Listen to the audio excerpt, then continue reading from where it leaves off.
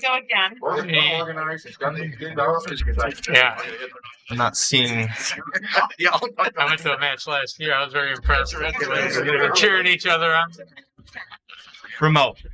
Yeah. Count for everything, even if you're here. Why is it Yeah. Okay. Yeah, no, there. Open.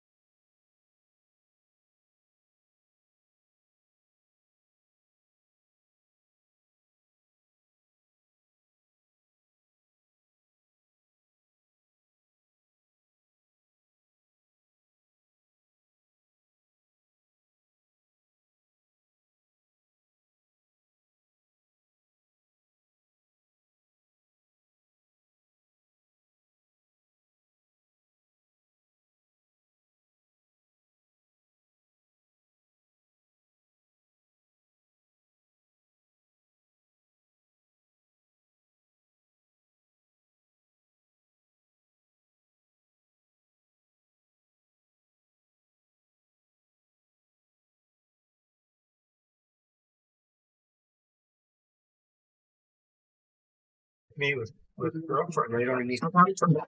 But then I tried to turn on again. The mom's doing because I don't even know if I am. You know what? I'm disgusted. Was all. Because me and George want to open it. That was the knuckles or some things we have to change.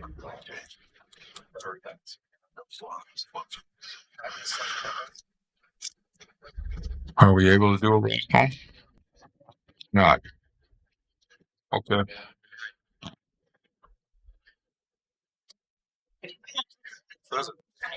Do the same for yours. what I gotta do now. Up to this, it doesn't seem to even register to be out.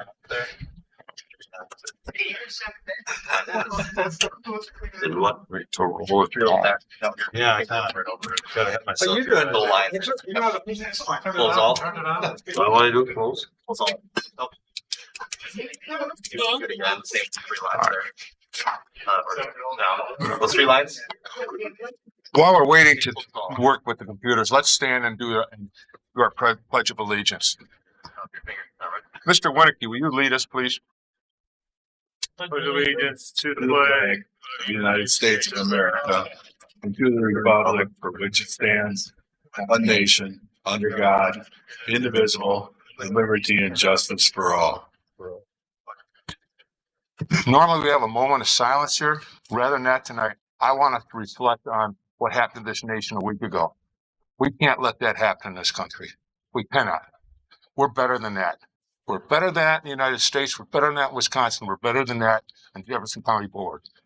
And just for you guys to think about tonight for this, I want to read you this. We are not enemies, but friends. We must not be enemies. Though passion may have strained, it must not break our bonds of affection. The mystic chords of memory will swell when again touched, as surely they will be by the better angels of our nature. That's from Abraham Lincoln's first inaugural address when he was facing divided country. We have to heal, folks. And it starts here. Let's think about that tonight. I appreciate it. Thank you. Are we in compliance with the open meetings law? We are, Mr. Chair.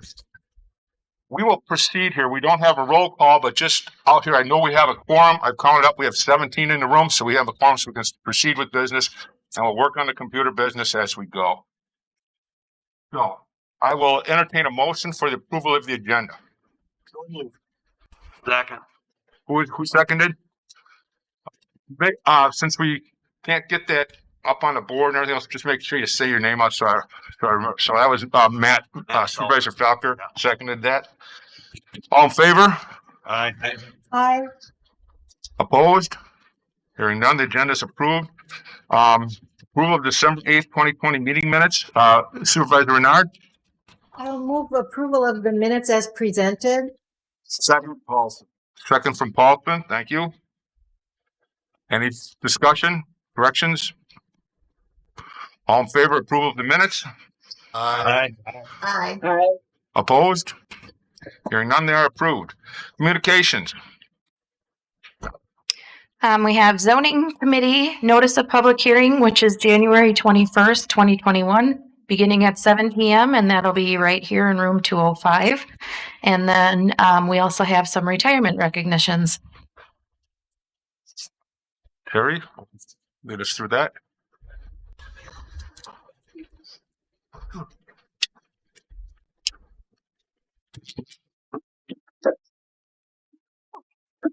Good evening, everyone. We have 4 retirements over the last quarter with Jefferson County. Each one of them had over 20 years of experience. So again, as I come up every quarter, that we are losing a lot of the knowledge, the institutional knowledge that goes into Jefferson County. 2 individuals who are not here tonight, I'd like to recognize first. Suzanne Topol from the Sheriff's Office was a cook for over 31 years. She started in July of 1989. And Marshall Ritter from the Highway Department was with them for just a little bit over 22 years. And we do have 2 retirees here tonight that I'd like them just to step forward. We have a certificate and a plaque for them that I'd like to give them. And if they have any words that they would like to say to County Board upon their retirement, I'd like to give them a couple minutes to do so. First is Gino Rassinelli. I'm not even going to try to say his first name because nobody would recognize him if we would call him you Gino. Come on up, Gino.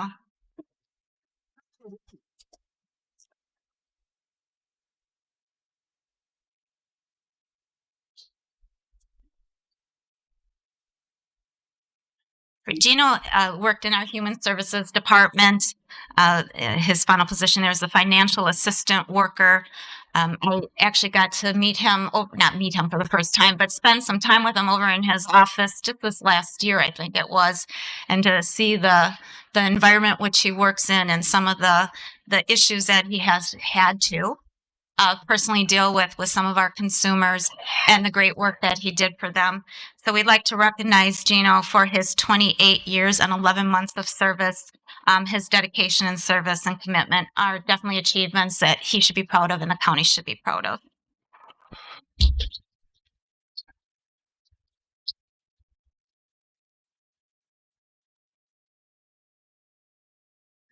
Just want to take it and express a little bit of gratitude. Back in January of 92, I believe it was, I was a young guy without a gray hair on my head.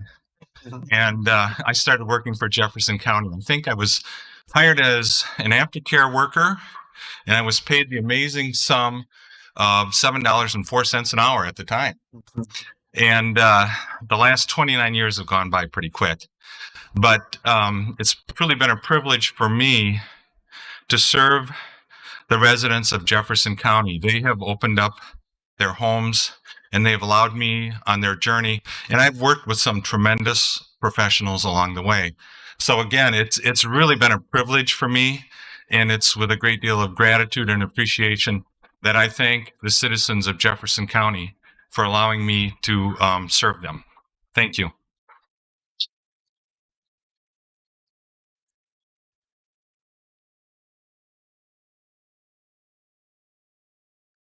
And then I'd like to call Pat Heffron forward, please. Pat worked in our Parks Department when he retired just recently as a building and grounds worker with almost 30 years of experience, over 29 and a half years of experience. And again, I think the same goes with his dedication and commitment that he made to the Parks Department. We know how that has grown over the years, and just the passion that I know Pat put into it, and I have a feeling he still will, even upon retirement.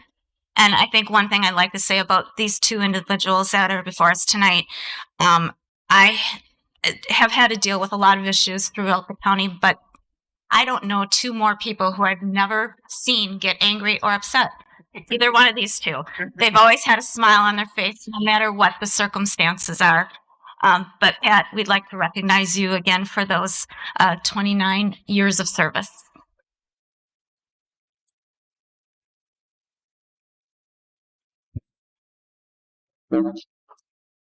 I'd just like to say, when I started in 91, there wasn't a full-time employee in the parks except for Joe Nema. And we reported to him and tell him what we were going to do.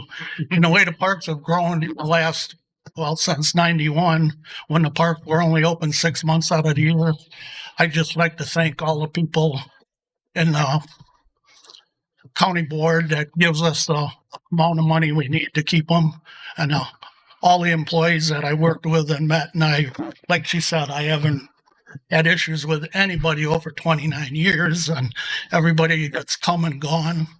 I just like to thank everybody and hope the parks keep growing the way they have, and we can keep them the way they are. Thank you.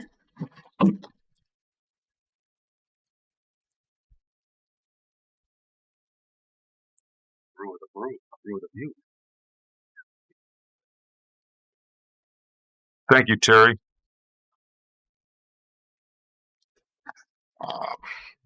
That takes us to special order of business, update on the comprehensive plan and farmland preservation plan.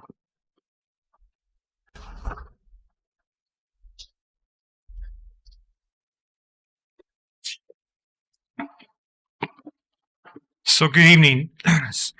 So when we had laid out the plan and we talked the last couple months, the intention tonight was you'll be having a couple resolutions in front of the county board tonight to talk about approving the comprehensive plan and the farmland preservation plan. As many of you are aware, our joint committee of the executive committee and the planning and zoning committee recently met, and they had some great conversations related to where we're heading with these two plans, with some ideas and some textual changes to the plan that we want to go through.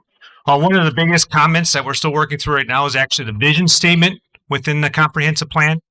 That took a lot of debate last time, and we're working some wordsmithing right now to bring back to the joint committee going forward. And so what we wanted to do is kind of talk through where we're at. For those in the boardroom, there are 3 pieces of paper, and to the board online, we sent those out earlier today. So one is a presentation, then 2 others are called trackers. One says the comprehensive plan tracker, and one's related to farmland preservation. So there should be 2 different trackers. So we'll kind of talk through what those are and kind of give an update overall. So again, our goal for where we're at is trying to get 2 plans together. And this was a pretty significant undertaking, but this was a planned event. I think as the board knows, is we have multiple plans, and one of our bigger intentions was the idea that our plans kind of talk and work together as a whole. We use that term ecosystems quite a bit. And our ecosystem, it comprises a lot of different functions that the comprehensive plan and the farmland preservation plan take into effect. And so we want to make sure as we work through these together that these are complementary and work together and not necessarily a silo planning documents. And so a quick snapshot as a reminder of where we're at. This has been a long endeavor. We started this in 2019 when we started looking at some of the basic goals, and a lot of it just give the understanding of existing conditions. There was a lot of data grabs, looking at plans that were in place, etc. And then we started moving to issues and opportunities, and that was really some of those initial survey work, some of the meetings that took place, focus groups, etc. Try and really draw things out in various sectors. And then we started moving into the goal and policy development. That was really in 2019. And then we got into 2020. And then as part of that process, we began really focusing on those inputs that we got in 2019 and how do we develop that plan and where does it need to head? And that became the plan analysis and plan development. And then ultimately we're here for plan adoption. So how did we get here? One thing we want to highlight as we went through this, and we had some conversations among staff and talking with the various committees, including the steering committee who kind of oversaw this, was just a refresher of the effort we tried to make sure this was an inclusive process to get data in and input in. As you may recall, the comprehensive plan is truly that. It is comprehensive. It impacts almost every functionality of part of the county that takes place. And so there's a lot of stakeholder groups that we want to bring in. And so we used various notification means. We used our website. We had an ongoing project website with updated documents going forward. We jumped into social media and try to cross post things. And then we started going into paying ads even to try to make sure we had good broadcasts of getting information out to those in the communities. Various press releases took place. We had a direct mailing to encourage participation. Almost 26,000 postcards got sent out. And then we even throughout the various places, we had QR posters and election season. We had those out and things like that. Again, trying to draw folks to look at the plan and get their input. We had numerous events. When this kicked off, we actually happened to have a youth government day going on. Not this last year, that was canceled, but the year before. But the goal ultimately is when we look at this, as I've said before, this is the 10 to 20 year plan. So those juniors in high school are going to be our 28 to 30-year-olds when we have this plan implemented. And so that's important to make sure they're part of that process of what this looks like. Numerous staff meetings, department head meetings. We had 7 focus groups, some run by consultants, some run by staff. We had various agricultural preservation meetings, several regional meetings, steering committee meetings, etc. When we added it all up, we had close to 1,800 participants in this process. The other thing I want to also focus is every single community, town, municipality, village had a one-on-one session with our consultants too.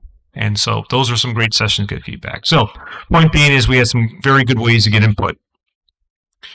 As we kind of talked through the process the last few months, we had key themes that were in each chapter. So these are just to show us some highlights of what these were, especially since land use, housing, transportation were some of the more significant chapters, specifically in the comp plan.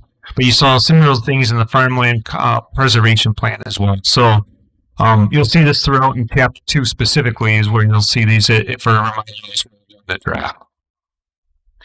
So one of the requests that we had during this process recently was kind of to point out what changed from the last plan and in some cases what was a point of emphasis.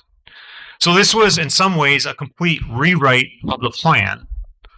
But with that being said, there's a lot of ongoing continuous values that were still in place from existing plans. In some ways it was a matter how it was wordsmith. Some ways it was bringing more complementary. Some ways it was looking how do we fully move these things forward to implement going ahead. And some were new opportunities that were brought forward that were under the surface before. And so part of this was, number one, I talked through it already, really the focus of the interrelationship of the comp plan and the farmland preservation agricultural plan. Now, those were the only two documents. I know all of you, everyone has been doing their homework, reading the documents, and within those documents, you're going to see several other plans that are cited. So an example is the county board just approved the outdoor recreation plan. That is cited as a document to look at. The Land and Water Committee is going through a process right now to update their land and water management plan. Some of those draft documents and statements are also included in this plan. And then some of those shared service studies we just finished with the Wisconsin Policy Forum as an example are also included here.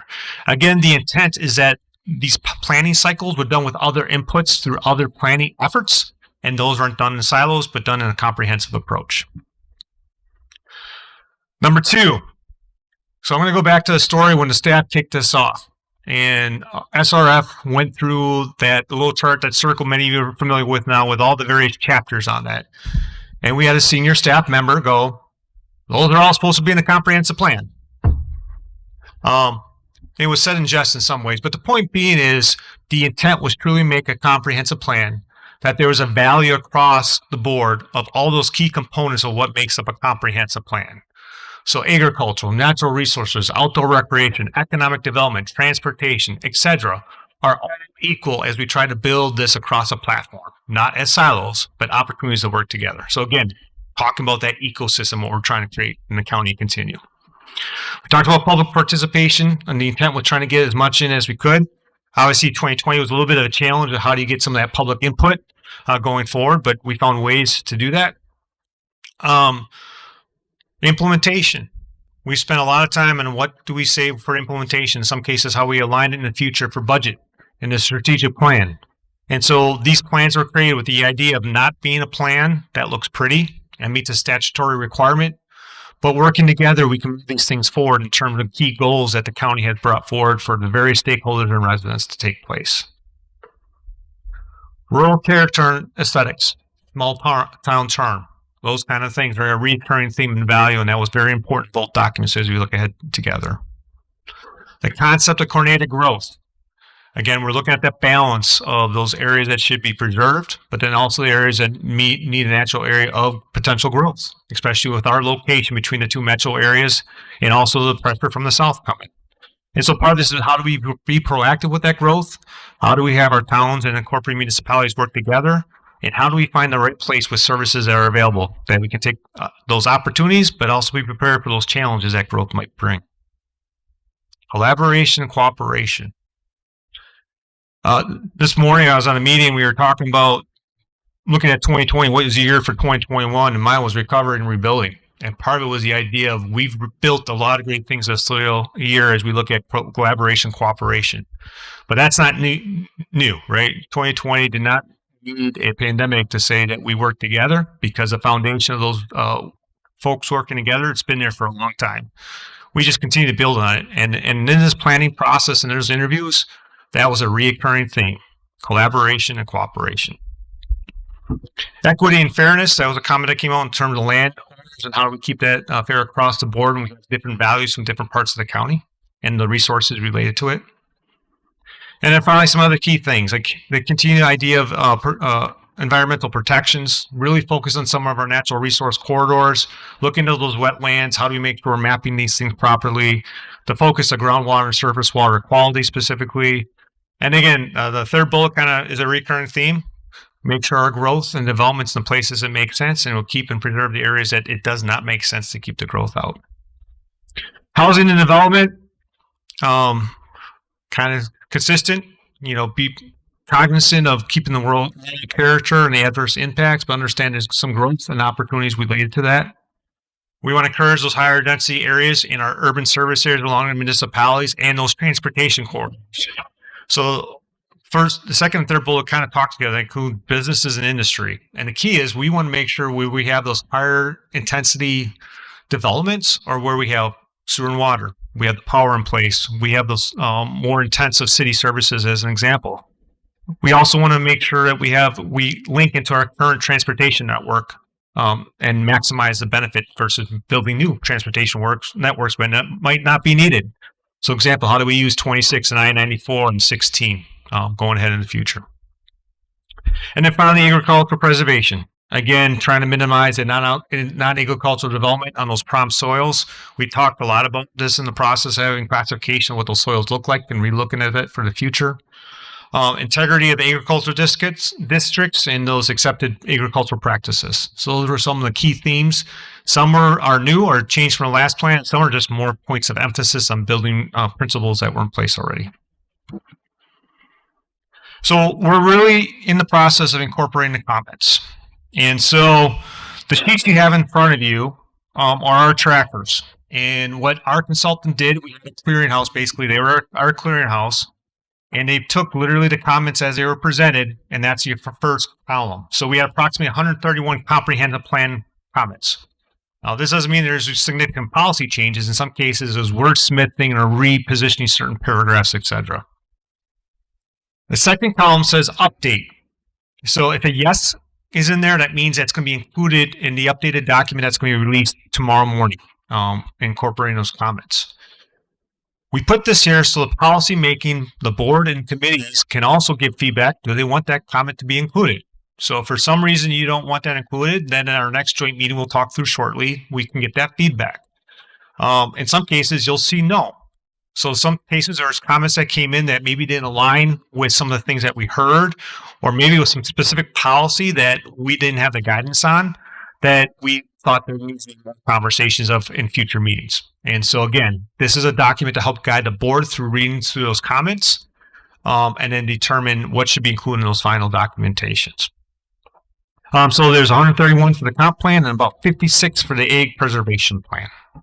So that's kind of where our public comment is. And then, like I said, the biggest one that's still outstanding and we're working through is the vision statement. So stay tuned. So what's our next steps? So on January 25th, following the normally scheduled planning and zoning meeting at 8:30, so probably around 9:30ish, we're assuming, will be the next joint meeting to look at the final comments that have come in and make a final recommendation from those committees back to the county board of whether to accept these plans as proposed with those updates.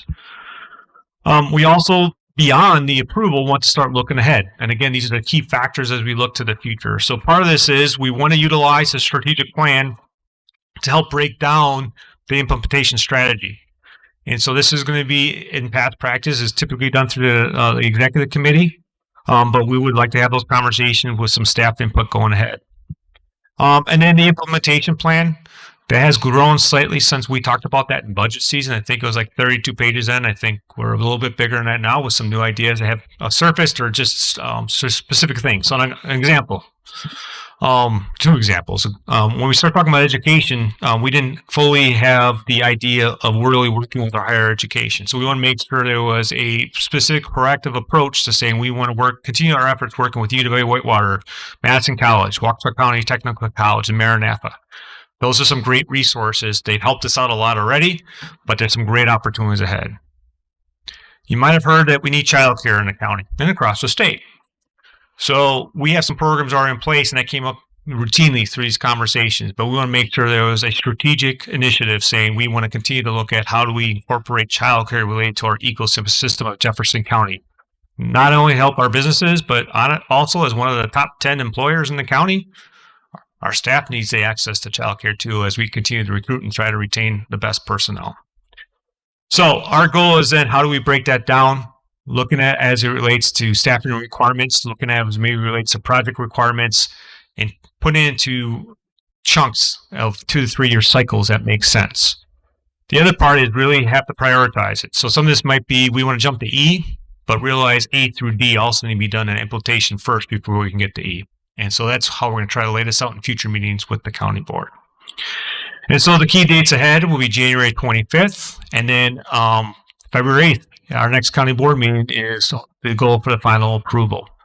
Just another quick update. The Farmland Preservation Plan has been basically blessed off on by DATCAP. There's some final things that we're working with them, but we will have an official signature as part of the approval process going into the February meeting. So that's important because it meets the statutory requirements of DATCAP. The other thing is that's significant because that starts rolling the time on when we start. So it's 10 years, right? I think the next cycle. So once that signature is on there, that's when our 10-year cycle starts for when we have to update it again. So some significant process on all fronts. So I'm open to any questions or comments, but we want a quick update. So again, I want to reinforce, take a look at those trackers. If you have questions, please reach out to myself, Matt Zingel, our zoning director, or Paul, our consultant. For those who've had that opportunity, Paul and his staff at SRF have been very open. I don't know how many phone calls they have received, emails they have received from board members, staff, the public, and they've been awesome in terms of making sure we're incorporating ideas and thoughts and bringing those forward so we have the complete picture. So, Mr. Chair, that is all I have for this part of the presentation, pending any questions. Thank you. Is there any questions from board members? Any questions? Thank you very much. Mr. Waymeyer. I said, thank you very much, Mr. Waymeyer. Okay, which takes us to, at this point, I'm just take a quick, how are we doing getting everybody online here? It's not happening? Okay, good enough. All right, we'll move on to executive committee. Amy Renard. Supervisor Renard. Oh, excuse me, public comment first. Do you have anybody here for public comment? No one signed up for public comment. My mistake. Which then takes us to item 10, executive committee. Supervisor Renard, resolution. She's muted, it looks like.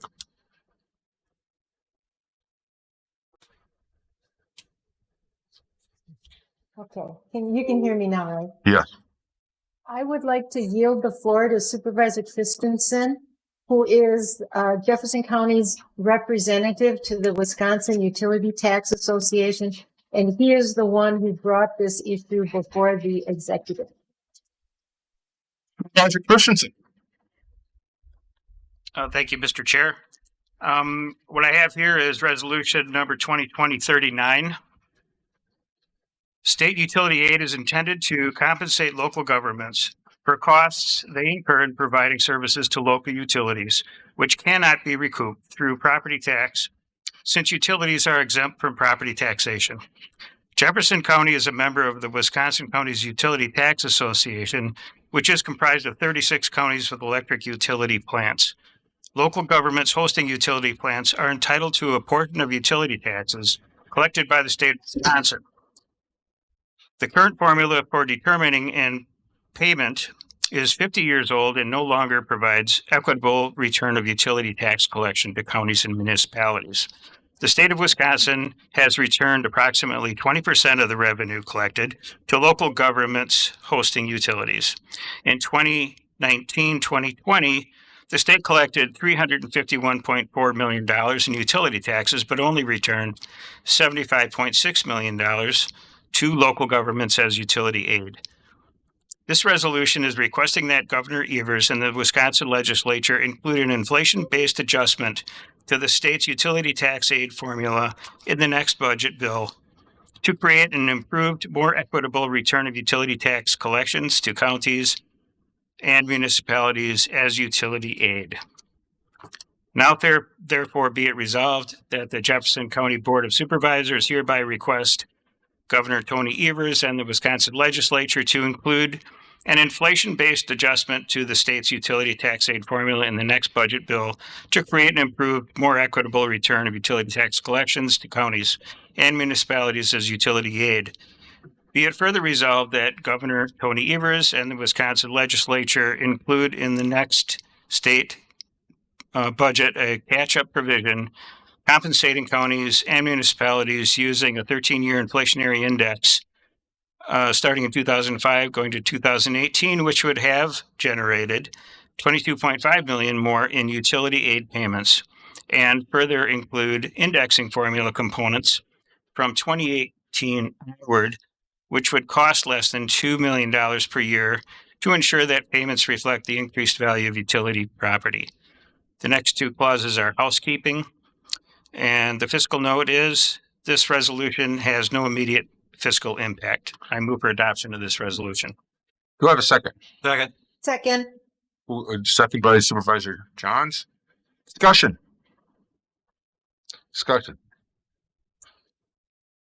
I have noticed that a number of other counties around the state have passed resolutions, this resolution, and as you well know, this is has a considerable amount of effect on us, and it will have more as we put in some our solar issues here.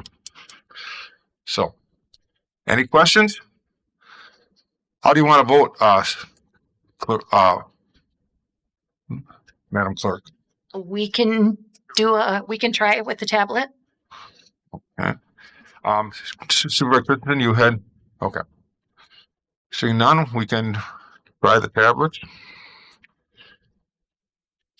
I can't do anything. Mine doesn't apparently connect.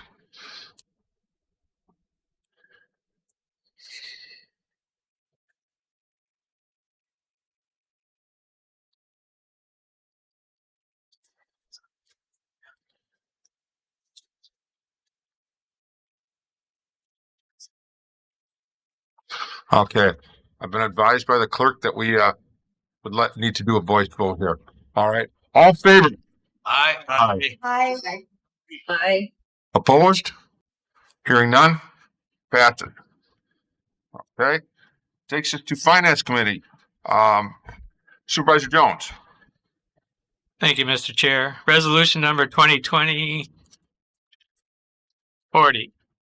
Authorizing closeout of the Jefferson County Community Development Block Grant Revolving Loan Fund Program. The Community Development Block Grant Program is a federal program administered by the Wisconsin Department of Administration. Under this program, Jefferson County was awarded funds used to establish a revolving loan fund designed to make loans to small businesses with the goal of creating jobs that promote economic development in Jefferson County. The U.S. Department of Housing and Urban Development has terminated this program, and the Wisconsin Department of Administration has implemented a mandatory closeout program which will close all revolving loan funds that were financed through the Community Development Block Grant Program. Jefferson County will continue to administer a revolving loan fund using other funding sources for the purpose of creating jobs and promoting economic development. Authorizing the CDBG Close program will make Jefferson County eligible to apply for a Community Development Block Grant Revolving Loan Fund Closeout Grant Award to allocate funds for up to 3 projects within the county that meet the requirements of a national objective as defined by the Department of Housing and Urban Development and the Wisconsin Department of Administration. This resolution authorizes Jefferson County to participate in the Community Development Block Grant CDBG Close program and close all community development block grants funded revolving loan funds administered by the Jefferson County, and further authorizes the county board chair and county administrator to apply for a revolving loan fund closeout grant award. The Finance Committee considered this resolution at its meeting on January 7th, 2021, and recommended forwarded to the county board for approval. The 3 winners, the 3 communities that got awards awarded to them, are listed on the back of the next page there. And it'd be the city down towards the bottom 2/3, the city of Jefferson, the village of Palmyra, and the city of Fort Atkinson. And you can read what they applied for and what the money would be going for. Fiscal note. The amount due to the DOA DEHCR of $763,935.80 consists of $423,188.72 in cash restricted for the CDBG Revolving Loan Fund Program, and one outstanding loan in the amount of $340,747.08. Jefferson County was given the option to either purchase the loan or continue servicing on behalf of the Department of Administration. In either case, Jefferson County would retain any risk of loss for the outstanding loan. By purchasing the loan, Jefferson County is entitled to the interest generated from the loan. During its September 10th, 2020 meeting, the Finance Committee voted to purchase the loan as part of this payment. This payment is funded from the fund balance restricted for the CDBG Resolving Loan Fund Program, and as such has no budgetary impact. Therefore, no budget adjustment is required. Mr. Chair, I move for passage of this resolution. Second, Second was by Renard. Supervisor Renard with the second. Questions? Discussion? I've been advised by a corporate counsel we need a roll call vote on this. So, if there's no questions and discussion, we will follow roll, please.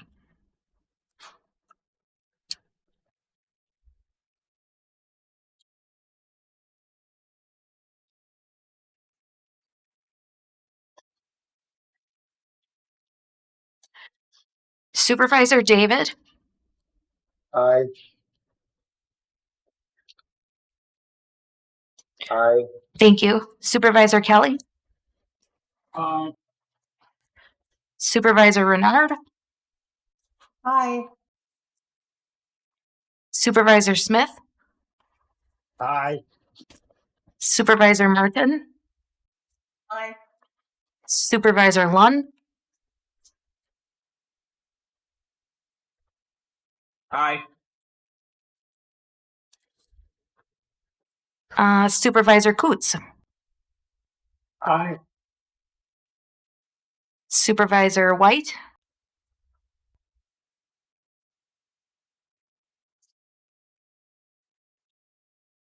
Supervisor Roberts, Aye.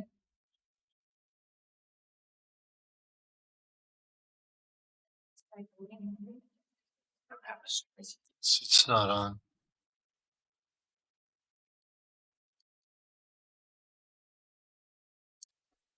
Get Supervisor Payne. Supervisor Payne, Aye.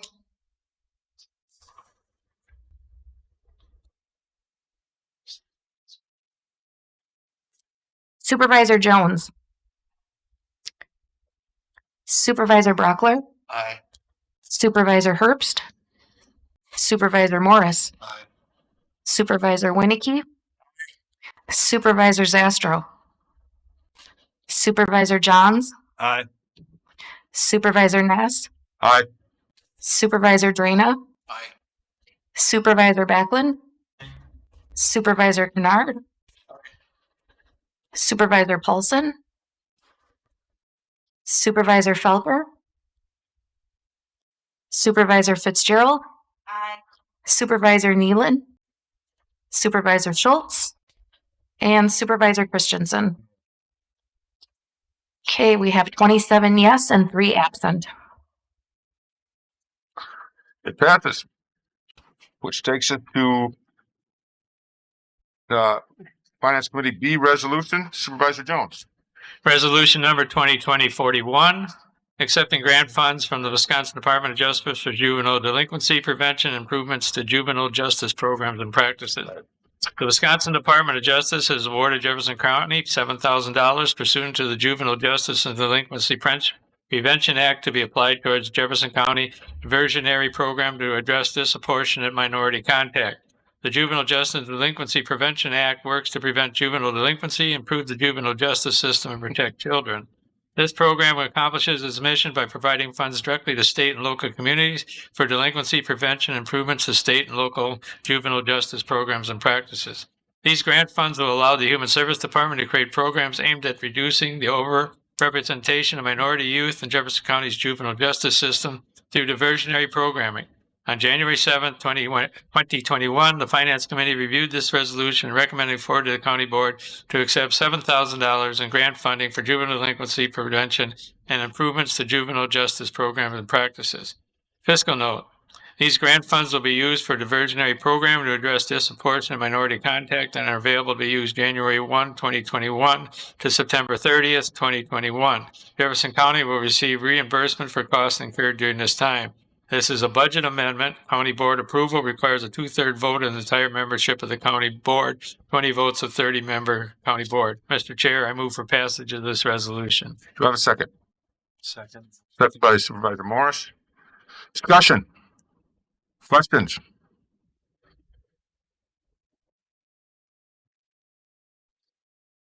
Seeing none, again, this takes a roll call vote. We need a 2/3 vote. Madam Clerk. Still don't have the right screen. It's Still don't have the screen. Yeah, that's what mine says too. That's what mine says. We're waiting till roll call is called. Got it to where it's going. We discuss. Supervisor Jones, Aye. Supervisor Kelly, Supervisor David,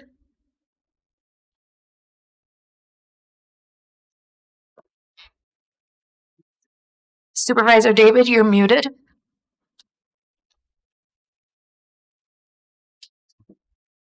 Supervisor Brockler, Supervisor Herbst. Aye. Thank you. Supervisor Morris, Supervisor Winnicky, Supervisor Renard, Aye. Supervisor Zastro, Supervisor Johns, Aye. Supervisor Smith, Aye. Supervisor Martin, Aye. Supervisor Lund, Aye. Supervisor Nass, Aye. Supervisor Payne, Supervisor Coots, Aye. Supervisor White, Supervisor Drana, Aye. Supervisor Backlund, Supervisor Kennard, Supervisor Paulson, Supervisor Felker, Aye. Supervisor Fitzgerald, Supervisor Nealon, Supervisor Schultz, Supervisor Roberts, Aye. and Supervisor Christensen. Aye. 26 yes, 4 absent. And it passes. Thank you. Human Resources Committee, Supervisor Braga. Item 12. It is just a report from the last committee to give you an update of what's happening with elements listed on the paper. I believe that was, if you walked in the room, that was this sheet. Thank you, Supervisor Braga. There's no action required on this item. Do you have any questions? Anything? Because Ms. Palm's here as well. Any questions? Seeing none, we'll move on to Planning and Zoning Committee. Supervisor Paulson, Supervisor Jekyll is excused tonight due to illness.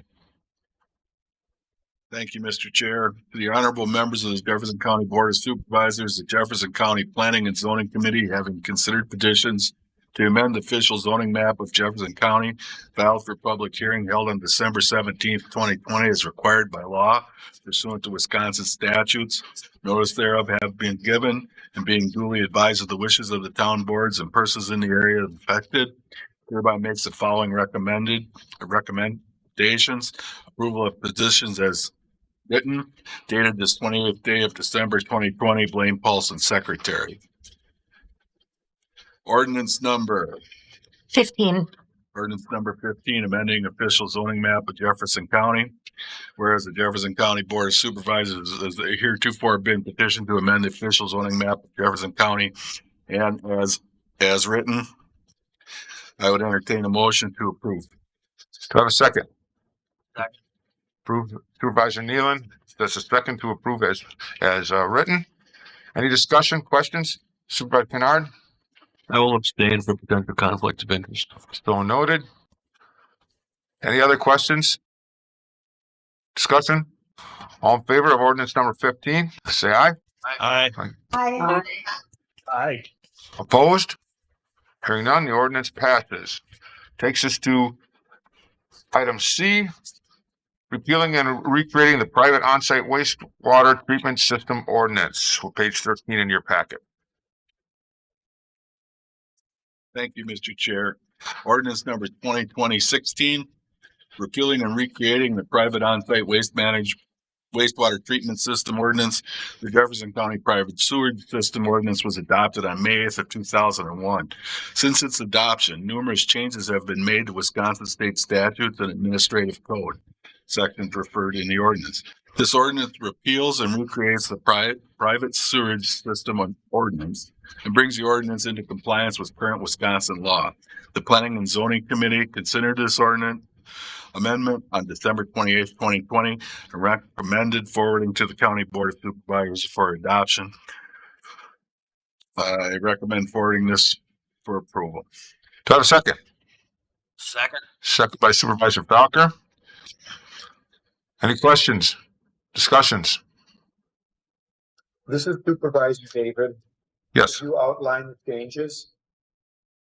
Matt, do you want to outline basically what this entails? We'll have our Planning and Zoning Director, Matt Sango, give some brief detail here. Well, the short of it is the outlining the entire ordinance is redoing the entire ordinance. It was very outdated. Most of the ordinance changes as it's going through as a repeal and recreate are due to the fact that we're just changing the ordinance references. Back in the day, the state code was under COM, so COM 383, 384. Nowadays is now under SPS 382, 384. So there's a lot of those technical references that we're now updating. Other than that, there are no major changes. We're bringing the ordinance into compliance with how the department's operated over the last 20 years and just updating the ordinance to reflect nowadays state statutes and administrative code references. Is that adequate? Supervisor David, did I then hear Matt say that there's really no major changes? It's just a matter of terminology and updating it to match the state new regulations? Correct. I think the one change I can think of off the top of my head refers to the use of composting toilets. The ordinance does not allow for composting toilets. However, if someone were to request the use, it would go to the Planning and Zoning Committee for their review and consideration. That's one of the major changes. That's not something we see every day. That's just stemming from a past incident. There's also thank you. The other section that we added that you could consider new would be working or when someone proposes a septic system on a adjoining property. So they're proposing a septic system over easement. Currently, the ordinance will not allow that. The septic system needs to be placed on the person's property that is intended to serve. However, if they do propose it by an easement, so having that septic on a different property, that'll follow that same procedure and go to the Planning and Zoning Committee for their review and consideration. Thanks, Matt. Any other questions while we have Matt at the mic? You have Anita online. Okay. Supervisor Martin? Is this the right time to address a question or a recommendation for a potential change on this? We'll see. Go ahead. Okay. This is an important ordinance for public health and safety, and it's great to see it. I know a lot of work went into it, so thank you to everyone who worked on this. Failed septic systems can be the cause or a contributing factor to cryptosporidiosis, which is a bacterial infection, and it can be very serious, and for people that have immune systems that are compromised, it actually can be fatal. So this is important. We may want to tweak this just a little in two spots. In particular, section 12.09 under limitations. Section 9 talks about exceptions to allowing holding tanks.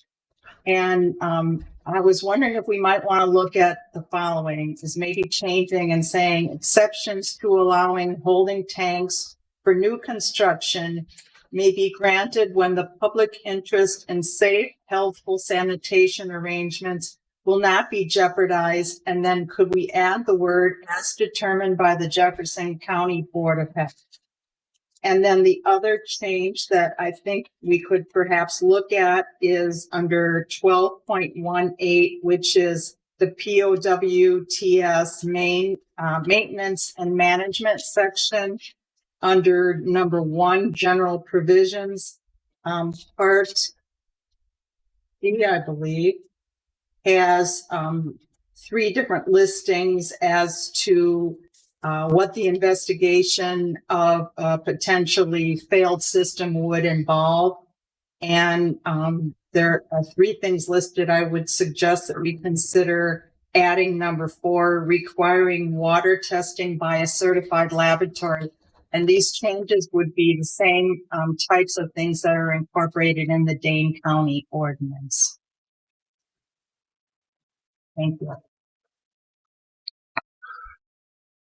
Mr. Dangle, have anything you want to add to those suggestions? As for the first suggestion, I have concerns, and I'll point to the county administrator and corporation counsel of involving the Department of Health in the ordinance. Currently, there is no take or collaboration right now between the zoning department and the Department of Health. I don't feel that linkage in that location would be necessary. I'd have to review the second part more about determining if a system has failed due to a water testing and how that implementation would occur. Do you have any explanation on that, Supervisor Martin, or what you're aiming at? Well, it's just that they say, they've got the listings of what may be done, which may include, but is not limited to, requiring an inspection by a licensed plumber, requiring a soil boring, performing on-site inspection, and then I was suggesting requiring water testing, just to make sure that everything is okay, and the drinking water isn't contaminated. One of the things that's important, and I understand that in the past this hasn't been linked, but each time that the Board of Health meets, they do review the disease statistics, and cryptosporidiosis is one which is required to be reported to the CDC. We have had each year for the last couple of years a number of cases.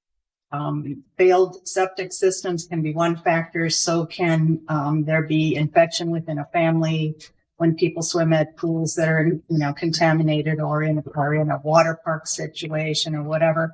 There also can be contamination from animal manure that is runoff into drinking water. So I do think that these things would make sense to be looked at for the public health aspect of them.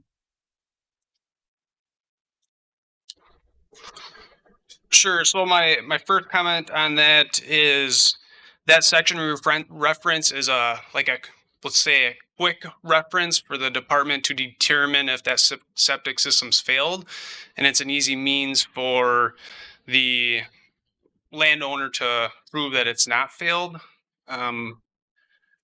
My concern is there's no linkage to water testing in state statute or administrative code. If a septic system is failed, it's going to be difficult to link that to groundwater or well water testing in that area. There are a lot of other factors that could lead into the poor water quality for that area. And then just to clarify, in that instance, how that section would be utilized is by the department or one of my staff requiring a landowner to do a water test on their property. And then we would be notifying them that their septic system failed.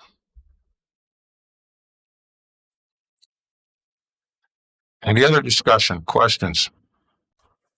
Supervisor Kennard. Yeah, I'm just reading this under that 12.18, parent D. It does say that the county may investigate any report of a failed system in which potential requirements may include but are not limited to the 3 that are listed. So if there was a need to have further testing, I think the county would be within the ordinance to step outside the items 1, 2, and 3 and add whatever they felt was necessary. Other questions, comments, discussion? Okay, we have an ordinance on the floor. We'll do a voice vote. All in favor? Aye. Opposed? Opposed? Sure. Anyone opposed? Hearing none. Passes. Takes us to item 14, public comment of a general nature. Anybody here for public comment of a general nature? Back. Go Pack, yeah, okay, that sounds good. Announcements, any announcements? Packer game's on Saturday, yeah, well, okay. Mr. Waymeyer. So to follow up for our last meeting, we are beginning the process of reviewing the joint development agreements, and one specifically we're prepping for is the We Energies project up in Exonia. And so what we have set from a process standpoint is on January 21st, next Thursday, starting at 1:00, will be a special executive committee meeting up in this room. The sole purpose of that meeting is to receive comment related to the proposed development agreement, and we'll be getting an updated out that was approved by the town of Exonia last night. For purposes of guiding any discussions of updating that document. So again, the goal is on January 21st is to have an open comment period related to that. We are requesting, if possible, to have comments also provided in writing so we can look at specific areas of that development agreement. And those can be provided to myself, the corporation council, and the executive committee is what we're asking. Our intent is based on a number of comments is probably to develop a tracker to help provide any comments and updates similar to what we had done for the comp plan and the farmland preservation plan. So just for those who are interested or providing comments, please know that's on the horizon as well. And then at the regular meeting, which would be January 27th of the executive committee, then we'll have more guidance and discussion related to the proposed development agreement itself. And so if you're interested or have questions, please let us know so we can continue our process related to that. Thank you, Mr. Chair. Thank you, Mr. Waymeyer.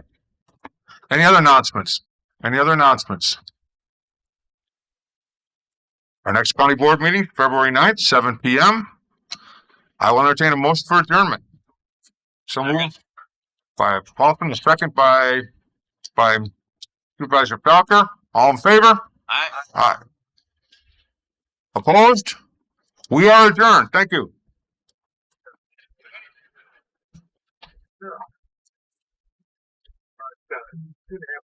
Yeah, because he owns it.